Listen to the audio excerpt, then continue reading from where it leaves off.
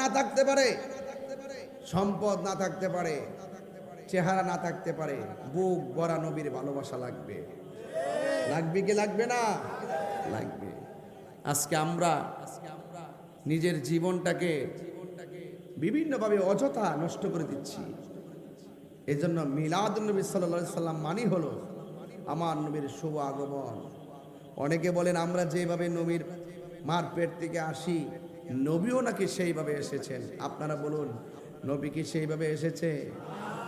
আল্লাহ বলছে কদ জাআকুম মিনাল্লাহি, আমার পক্ষ থেকে তোমাদের কাছে নূর এসেছে।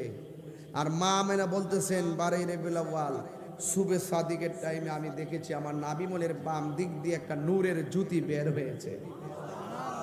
আল্লাহ বলছে পাঠিয়েছি, নবীজি বলছেন, নবীর আম্মা বলছে দেখেছি।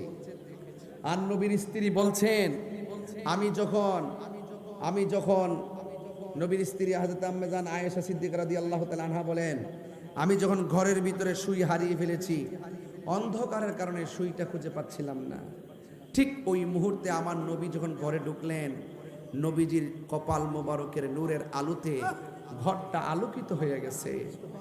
আমি হারানো সুইটা নবীর নূরের আলোতে খুঁজে পেয়েছি। আল্লাহ বলে পাঠিয়েছি, মা আমেনা বলে দেখেছি, আর আয়েশা বলে খুঁজে পেয়েছি। এবার আসেন নবী কি বলে, এটাও শোনার দরকার। নবীর জবান মুবারক থেকে বলতেছেন, দেখেন কি প্ল্যাটফর্মটা কত সুন্দর। আল্লাহ পাঠাইছে, আমেনা দেখছে, আয়েশা খুঁজে পাইছে, আর নবী বলতেছে কি শুনেন।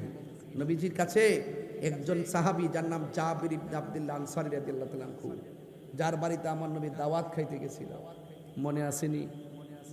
দাওয়াত খেতে গেছিল, দুইটা সন্তান যে একজন আরেকজনকে শেষ করে ফেললো। যাই হোক, ওই সাহাবী আমার নবীকে প্রশ্ন করি, ইয়া রাসূলুল্লাহ, আপনার নুরানি কদম মোবারকে আমার বাবা এবং মা কুরবান, আপনি আমাকে একটা গোপন কথা বলুন। কি?